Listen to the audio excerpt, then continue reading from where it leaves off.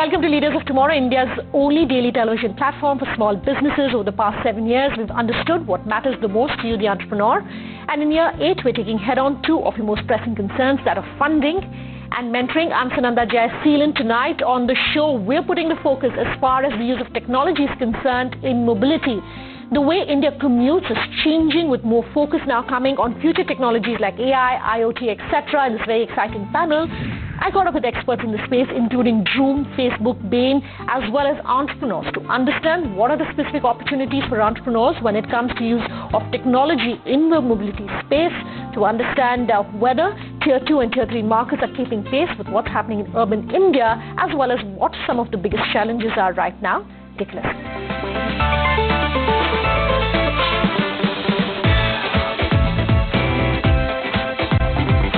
Exciting to have each of you here on the show today with us, talking about how consumers are researching online, buying online, selling online, and also, looking at post-purchases, and how the market really is changing when we're talking tech and digital for the auto space. And each of you is representing really one aspect of this industry. So exciting to have each of you on the show tonight. But on the Leaders of Tomorrow, as always, we kick the show off by talking to our entrepreneurs about what it is each of you do. Droom, of course, needs no introduction, not much of an introduction, but let's ask you, Sandeep, if you can very briefly talk to us about what you do. Yeah, sure. So I run Droom, which is India's largest marketplace to buy and sell new and used vehicles online. And I started this company in April 2014, so we just completed 5 years. And we basically provide India, unlike US, Western Europe and Japan, is a low-trust market, and we are dealing in used vehicles, primarily in used vehicles, where information asymmetry and moral hazard is very high. So we provide essentially tools, technology, services and data science so that we can increase the trust, remove the information asymmetry, and make the transparency higher so that the transaction for a non-standard item can take place. So we provide certification services for pricing, inspection and history. We provide a buyer and seller transaction technology and tools, and we also provide loan and insurance. Okay. So you've essentially proven that the model, as far as anything to do with the auto industry online, is definitely a proven model, and that has had much success in India. Talk to us about Criollo, the startup. We are an electric vehicle startup, and we started in 2017. Right now we are working on a high-range electric LCV for the Indian market, and it will feature some smart features like cloud connectivity, very high range, a modular and expandable battery pack, and it will be supported by a mobile infrastructure which will charge it, basically another van which will go and charge it in case you are stuck at an emergency situation where you need more charge in your battery pack. So currently we are in the prototype phase right now, but we hope to launch it within the next couple of years. Okay, so you're saying mobile, we've been talking about technology and digital, and that really is my next question. This is open to all of you on the panel, but Prasenjit and Deepak, maybe I can come to the two of you first and talk about how Indians are increasingly now depending on technology, depending on social and digital to do their research, to make their purchases online. How is the market really changing, and how are consumers and how are then companies changing? Very briefly, let's get opening comments from the two. Sure. I think we're seeing a marked change in the way people are behaving, and over the last 2 years with the telecom revolution that's happened and data prices going only southwards, I think connectivity has become something that's across the country. So in the auto space, we're seeing far more research happening online in the pre-purchase stage. Almost 70% to 80% people are now researching online before they buy. But I think the other interesting part is the post-purchase piece, where people are very open to look at that as an option also online. So that's a bit of an opening comment on how we're looking at seeing this change, and people like Droom and other partners that we work with are only harnessing this very well. Okay, was it so crucial for you at Facebook to have, a vertical really where you're really looking at this market to say that this is definitely going to boom? Certainly, because the automobile sector has always been the bellwether, the big one behind for any country. And I think the fact that the sector is now moving ahead and harnessing digital so well is something we are partnering with them. They were a little slow to start initially, but now we're seeing, and there's some automobile OEMs who are spending up to 30% of their money on digital, which is very encouraging.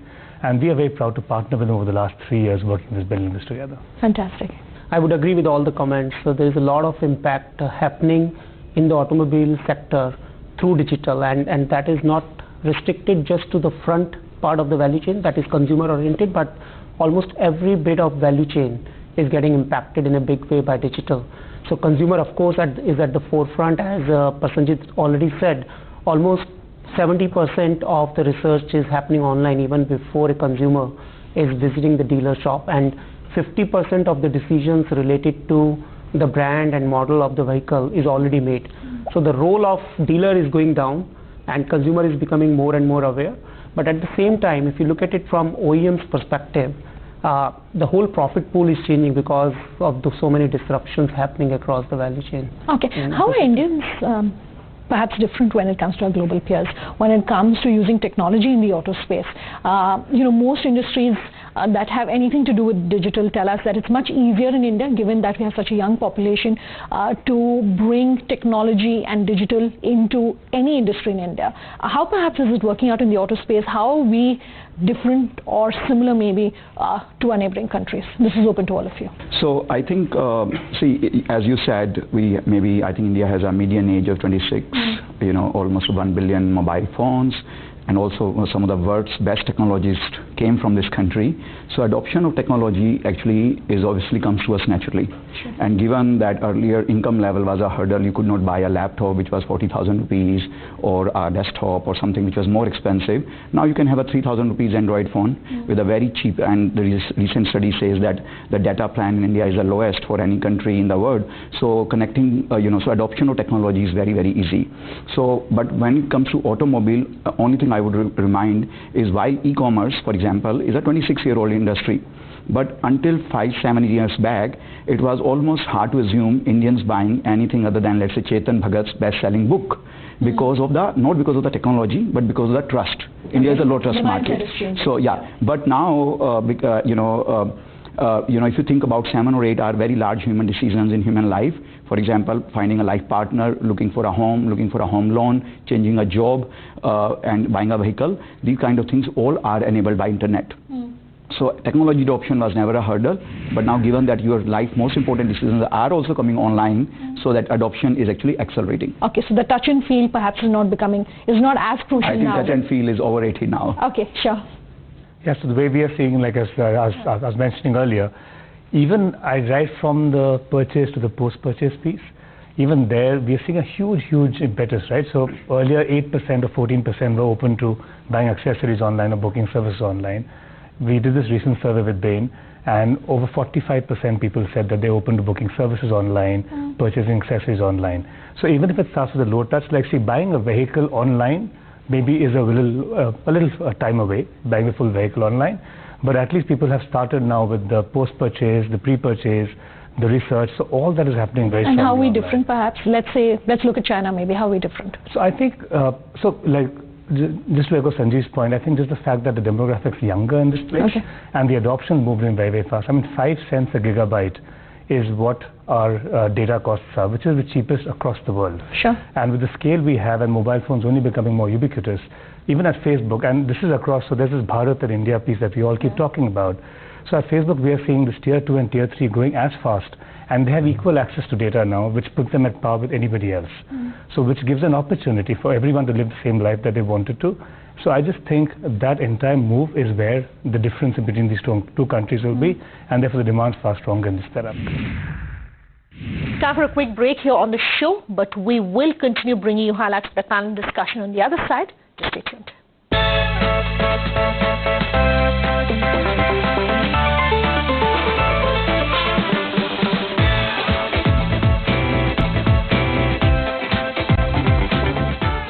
Welcome back to us here on Leaders of Tomorrow tonight, bringing you highlights of a panel discussion on the future of mobility in India. What are the opportunities for you, the entrepreneur?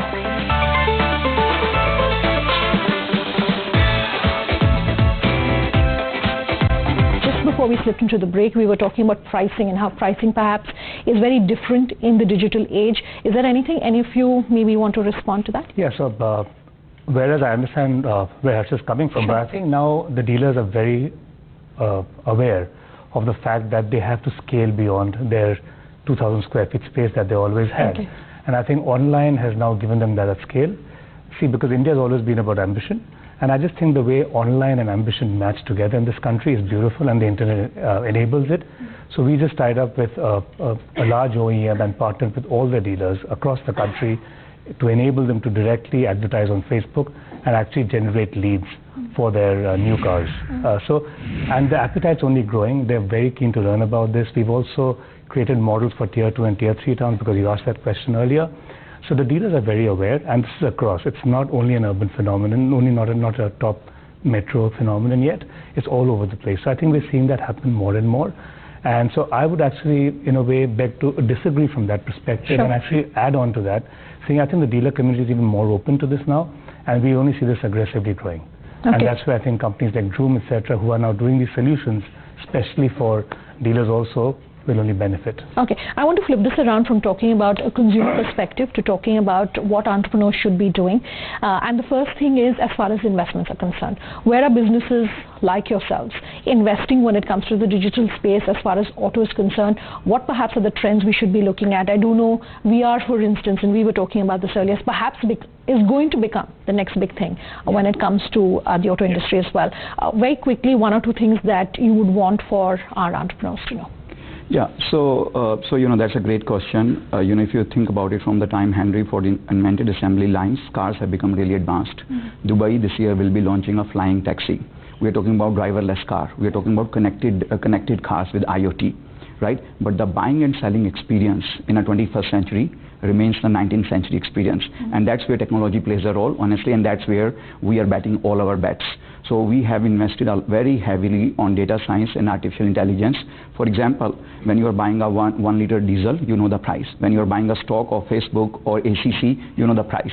But what about when you are buying Maruti Suzuki Swift Desire 2016 white color 70,000 kilometer? You don't know the price. Except for you, perhaps. See, that is also like, if I tell you that is probably pulling the number from the hat. That's no technology. But we now have a technology. We have an artificial intelligence engine which works on hundreds of different algorithms, consider a lot of parameters in mind, and can give you a fair market value of a used vehicle under 10 seconds. So that is one area of investment. Second is, when you're buying a used vehicle, the biggest thing is, how do I know the exact condition of the vehicle? Because when you're buying something new, you know the condition. And when you're buying something where you're buying a laptop, it does not work out, it's fine. But when you're buying a car, you can end up actually losing your shirt, because it may cause you 10,000-15,000 rupees damage every month. So in that case, we have built something called inspection service, which is completely mobile and IoT driven. So each car has a standardized port, so you can put that, and it can give us 1,000 different checkpoints about the health of that vehicle. So car has a lot of computer and sensors, so we can fetch that. Similarly, if you are buying a used vehicle, you want to know whether it has a disputed title, water damage, theft history, or how many owners it has changed hands. So we have built India's largest database where vehicle history is stored and accessible to the consumer. Sure. Deepak, you have an eye as far as the big picture is concerned in terms of trends. So for 2019, if you want to talk to our viewers about where perhaps investment should go if companies are looking at that. See, the way I look at it, and as I was saying earlier, companies will have to invest across the value chain. Most of the discussion we have had so far was from the consumer perspective. People are actually investing in terms of just attracting the consumers by digital marketing through platforms like Facebook and others.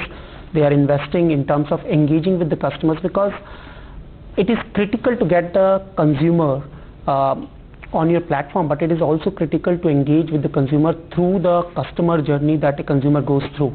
And if you think of it in terms of a car buyer, the journey starts when the consumer makes that decision to buy the car, but also once he retains the cars and uses it, there's so many other points at which he needs an engagement with the company, or the company needs an engagement with the consumer. Like what? Like what are those emerging areas? So for instance, when the car comes for servicing, and as he or she is using the car, just monitoring the health of the car and proactively sending notifications to the consumer when the car needs a change in brake oil or engine oil or whatever else.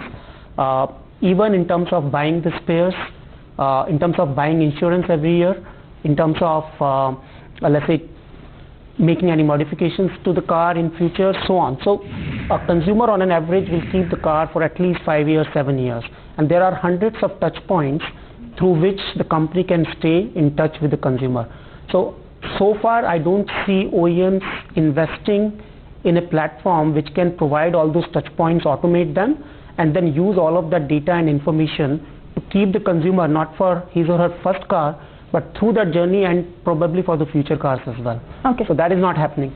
So that is the second part. The third part is the supply chain. Like if you look at the back end of the OEMs, the manufacturing and the supply chain, in the last 12 months itself, I have spoken to so many companies, be it the OEMs or even auto component players, who are willing to invest now in the back end on the technology and digital to make their operations a lot more efficient.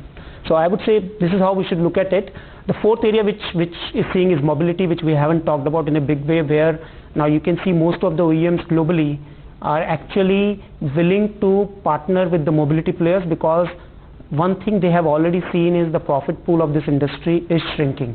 The way they used to make money by selling vehicles, they are not going to make money the same way in future. So they will have to expand beyond their boundary lines and start partnering with the mobility players, like the way BMW has launched their mobility services and Daimler has created a separate vertical on the mobility side. So these are the 3 or 4 big areas of investment I can see happening in coming years. Okay, I want to just pick up on that and ask all 4 of you to comment on what large businesses, which perhaps are in some sort of a disadvantage when it comes to the way disruption has happened as far as technology is concerned. For an entrepreneur who's launched in this space, is doing some exciting, fantastic work. For a large business watching this interview, maybe to say, how do they keep pace with the changes that are happening? Do you necessarily collaborate? What should you be doing? I think the way I see this moving forward, I think there'll be a lot of collaboration happening. So I don't think it'll be really competition, it'll be more collaboration. Sure. So you'll have large businesses doing 2 things. One is collaborating with the startups, the startup ecosystem. 2, they'll also be building incubation units within their setups, which we're already seeing happening at a bunch of OEMs, with a separate agenda completely, not governed by the mainline agenda. But that's where it goes wrong completely if it gets done. So those are 2 trends we are seeing. But I think it's only an opportunity for both the businesses. And we've seen this not only in the auto industry, across financial services, e-commerce, retail, the works where they are embracing this, because it's only another way of scaling a business in a far more strong exponential way. So we see that partnership. So competition versus collaboration is, I think, the theme that I would see picking up. Very quickly, closing comments from you, Prasenjit, to talk about the entire funnel as far as the value add to consumers and companies. There are multiple steps at which companies and businesses like yourself can be involved in. So I mean, we'd love to see auto OEMs and the auto industry embrace digital, not as a marketing channel, but as a business prerogative. But I think that's super critical, because that's how the businesses are moving in. So look at it across the marketing funnel, right from creating awareness to consideration to purchase. Go beyond that also, which is the service piece we spoke about in detail, build loyalty. That's just not, and also keep a relationship with the customer. So I think use it end to end. So we are seeing now some OEMs moving that direction, but I'd love to see this become a more widespread kind of phenomenon, because this is the way the future is. In fact, this is the way the present is, and it's only going to go faster and faster, and the sooner they come on board and we are there to partner with them, the better it is.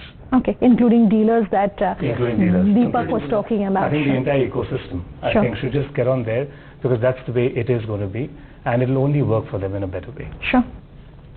Great. I would just endorse that view. I think one thing is sure, that digital will change the landscape of auto industry in the coming years, and as we talked about, across the value chain, not restricting to just the front end of the value chain, impacting suppliers, consumers, partners, and of course OEMs in the process. So I think I can see a lot of changes happening in the industry in coming years. Okay, and that's always good news, gentlemen. Thank you so much for your time. Sure. Thank you. Thanks. All right, those were the highlights of our panel discussion on the future of mobility in the country. Our contact details will come up in just a moment, so if you have any feedback on that format, do let us know. As we're winding down today's conversation, though, I want to talk about the fact that we here at the Leaders of Tomorrow have been India's largest entrepreneurship platform over the past many years, bringing to you the most innovative stories of startups and small businesses all over the country. This year, we're very excited to bring you an in-depth fact capsule in association with our knowledge partner ODAP, the most trusted platform when it comes to analyzing not just geographical market and industrial trends, but also providing in-depth insights as far as startups are concerned, their trends, as well as the future evaluation. This weekly capsule will capture all the information that you need to know about the top 5 startups in the country right now, who the biggest investors are, in which geography of the country, which sectors are the most interesting when it comes to where the money is going, what startup growth looks like in various cities, and a weekly snapshot of all the startup action that you need to know. This week, to kick off the action, we're bringing to you the ODAP India 100 Index, which covers the largest companies based on their benchmark valuation, a proprietary metric presented to you by ODAP, offering a comprehensive outlook on the startup market in the country. The ODAP India 100 is a market capitalization weighted method based on the benchmark valuations of the companies in the index. These startups are closely evaluated and rated by ODAP. Here are the top 5 gainers of the past week. This data is plotted as of October 16th, 2019. Take a look.